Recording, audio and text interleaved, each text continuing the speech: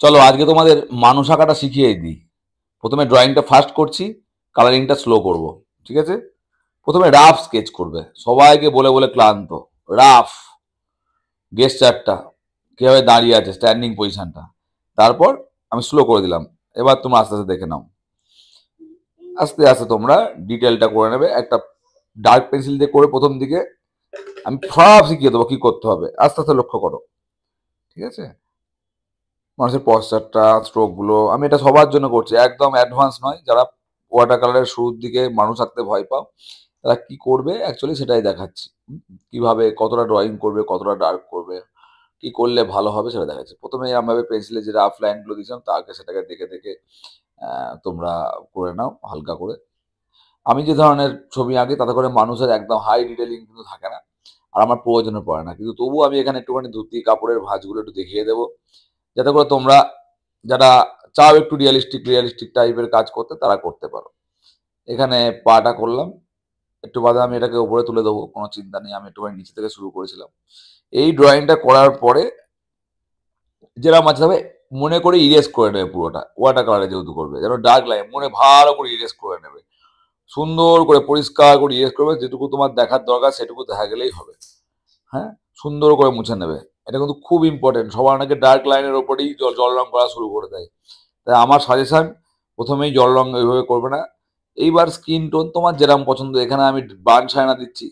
তোমাকেও যে বার্ন সাই নাই দিতে হবে তার কোনো মানে নেই। তোমার যদি ফর্সা লোক আঁকো বা তুমি যদি কালো লোক আঁকো, dark dark tone light tone অনুযায়ী তুমি কালার দেবে। আমি ওয়াটার কালার ইমপ্রেশনে কাজ করি, তাই আমার কাজের জন্য যেটুকু দরকার আমি সেটুকু করি। তোমাদের জন্য আজকে একটু ডিটেল করে দিচ্ছি। ঠিক আছে? এখানে মানুষটার মুখটার কালারটা একটুখানি ডার্ক হয়ে তুলে নিলাম। বার্ন শিয়ানা কালার দিচ্ছি, মনে থাকবে? সবাই ভালো করে শুনে নাও। বার্ন শিয়ানা। কেউ যদি বার্ন টাম্বার দিতে চাও দিতে পারো। এখানে কোবাল্ট দিচ্ছি একটুখানি গ্রিনের সঙ্গে মিশিয়ে। আমি খুব সামান্য শ্যাডো আর লাইটটা দেবো বা হাইলাইটটা দেবো। শ্যাডো দিলেই হবে, হাইলাইট অটোমেটিক্যালি বেরিয়ে চলে আসছে। দেখো, আমি যতটা কমের মধ্যে দিয়ে তোমাদের শেখানো যায়, যতটা ইজি তোমাদের শেখানো যায়, সেটা আমি চেষ্টা করি সবসময়। কমপ্লিকেটেড সারা জীবন পড়ে রয়েছে কমপ্লিকেট করার জন্য জিনিসকে। এখানে লুঙ্গিটায় একটা বা ধুতি যেটাই হোক, লাল পেড়ে ধুতি, একটা হালকা টাচ দিলাম। এখান থেকে আমার ধুতির এদিকে শ্যাডো, এবং এখানে একটুখানি দু একটা স্ট্রোক দিলাম যাতে করে ভাঁজটা বোঝা যায়। এখানে বাজারের ব্যাগের মধ্যে একটুখানি সবুজ সবজি রয়েছে, পুঁই শাক বা কলমি শাক বা পালং শাক। এখানে বাজারের ব্যাগটায় কয়েকটা লম্বা স্ট্রোক দিলাম এবং যথেষ্ট এটুকু এটুকু দিলেই হবে। হ্যাঁ, এখানে হ্যান্ডেলটা এরকম। মানুষের চুলটায় হালকা করে কাটলাম। খুব ধরে ধরে করতে যাবে না, ছবি কিন্তু নষ্ট হয়ে যাবে ওয়াটার কালারে। হ্যাঁ, এই যে শ্যাডো ডার্ক ব্রাউন দিয়ে একটু শ্যাডো দিলাম মানুষের পায়ে, থুতনির নিচেটা দিলাম। আমি চোখ নাক মুখ এখানে করতে যাব না বেশি, যেটুকু দরকার সেটুকুই করবো। যদি আমি পোর্ট্রেট রাখতে যাবো তখন আমি ফোকাস করবো চোখের দিকে, নাকের দিকে, মুখের দিকে। অনেকে জেল পেন দিয়েও চোখ নাক মুখ করে দেয়, সেটাও করতে পারো, কিন্তু সেটা তো আপনার ওয়াটার কালারের সঙ্গে মিক্স মিডিয়া বলা হবে। সে কারণে এখানে যেটুকু দরকার ব্রাশ দিয়ে যেটুকু হবে সেটুকুই করে দেবো ছোট্ট মানুষটার মুখের ক্ষেত্রে। তোমরা দেখো একটুখানি জাস্ট গোঁফ দিলাম একটা, আর একটুখানি ম্যানলি ব্যাপারটা আসবে। গোঁফ দিলাম, একটু নাকের টাচ দিলাম, একদম মিনিমাম যেটুকু দরকার সেটুকুই করব।